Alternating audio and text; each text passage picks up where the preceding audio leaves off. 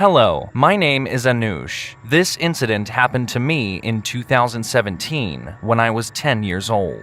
My friend Jasper and I went to the same school and lived in the same neighborhood. Every weekend, we went to a forest nearby and played there. The forest wasn't very dense and had a few houses in it, so our parents didn't worry about us going there. One day, Jasper and I were walking into the forest and came across a house. As we walked up to it, a woman came out of the house and noticed us. She smiled and waved at us and then called us over and told us to buy some green chilies. She gave us some money and told us where to go. She looked very friendly and even offered us some more money to buy something for ourselves. So we accepted and went to buy the chilies. After buying the chilies, we both returned to the house and gave them to the woman. She told us to wait and went inside. I heard a noise from inside.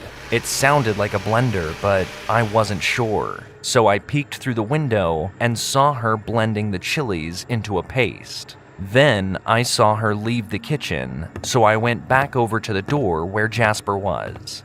What happened next was the most horrific thing I've ever experienced in my life. The woman showed us the bowl of chili paste she made and then took it and smothered it all over her own face and eyes. Jasper and I started screaming as she laughed with her face covered in spicy chili paste. We started running away from her, but she caught me. Jasper managed to run away from the house, but she brought me into her house and locked the door. She told me to take the paste and smother it on my face. I refused and threw the bowl down and started to cry and scream for help. She then got very angry at me and started slapping me, trying to silence me. Then I heard a noise outside. It was my friend and the people from the houses nearby. My friend had called for them to help. The woman heard the people and tried to run away through the back door, but she was caught. Some women in the group of neighbors recognized us and took us to our parents and told them about everything that had happened.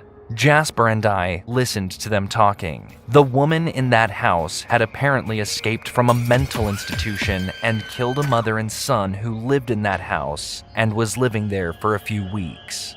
Jasper and I went to therapy and we recovered from what had happened. I'm 16 now, and Jasper is still my best friend. If he hadn't called for help, I probably would have died that day.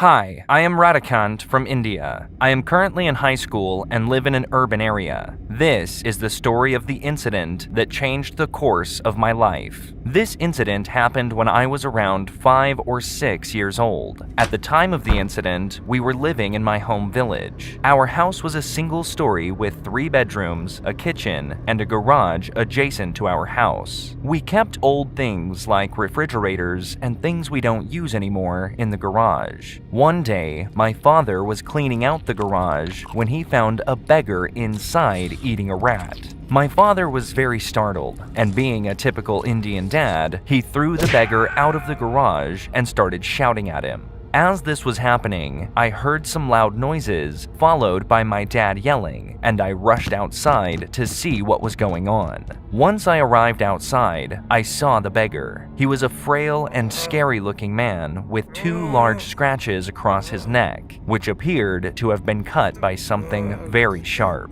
His eyes were totally white, and even from far away, there was a terrible stench coming from him. When he noticed me, he turned to look over at me and grinned. His smile alarmed me and sent a shiver down my spine. When my father noticed him looking strangely at me, he must have gotten even angrier, and so he ran over and punched him. The beggar fell and seemed knocked out for a moment, but he quickly got back up and then started cursing at my father with words in a language I could not understand. He seemed furious and looked around for something when he found a hammer lying on the ground from my father cleaning out the garage. He grabbed the hammer and threw it towards my father, but his throw was weak, so it didn't reach him. He began cursing at my father again, but my father ran him off and the beggar disappeared into the distance. After that day, nothing related to the beggar happened again, and he was nowhere to be seen. But then, on the 7th night after the incident, I had a disturbing nightmare. In the nightmare, I saw my father being attacked by the beggar. In the beggar's hands were a hammer and a nail, and he placed the nail up to my father's chest and drove the nail directly into his heart. After seeing this happen, I woke up in a panic,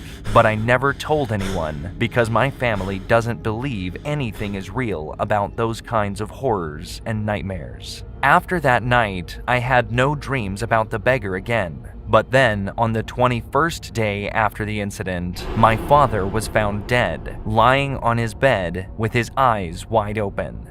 They were totally white. Our family was devastated. After the funeral rites were complete, I was in his bedroom looking at the photos of him and fetching old things from under his bed. As I reached under there, I eventually touched something that I didn't recognize. It was the hammer from the garage that the beggar had thrown at my dad that day. I have had a guilty conscience since then for not telling anyone about my dream, since it may have prevented what happened. So here I am, telling it to all of you. I plan to tell my mom everything soon, but I'm not sure what she will make of it. If there's anything I learned from all of this, it's to treat strangers kindly, because you never know what they might do if you anger them. But most importantly, I learned that we must cherish the time that we have with our loved ones. Though I received a warning that I didn't heed, there's no telling when any of us might lose a loved one without any warning at all.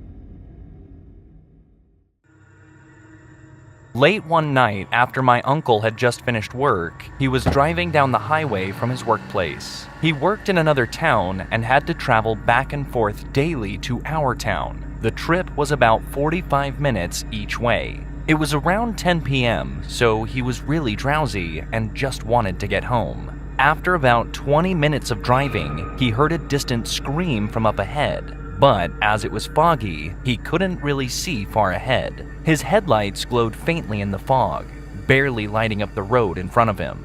A minute or two after he heard the scream, he saw two faint lights in the distance, blinking. After driving a couple more 100 meters, he saw a car pulled over to the side with its hazards flashing.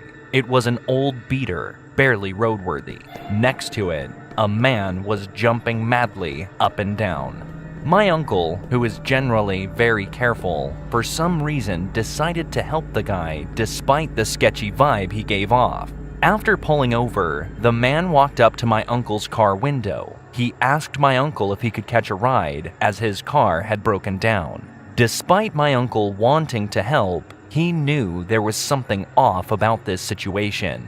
The man looked slightly crazed. He was fidgeting and he kept looking out into the distance. My uncle turned to look where the man was looking, and he saw 3 other figures seemingly watching from a distance. Despite my uncle now definitely knowing that this was some sort of trap, he casually offered to call roadside assistance. However, the guy immediately said no and started getting angry. He began frantically tugging at the door handle, trying to open my uncle's car in any way possible. The man stepped back for just a moment, and trying to be inconspicuous, my uncle shifted the car into gear and started pulling away out onto the highway. The guy, realizing this, let out an unearthly scream and sprinted towards my uncle's car. But he didn't catch up because my uncle floored it and was now back on the road.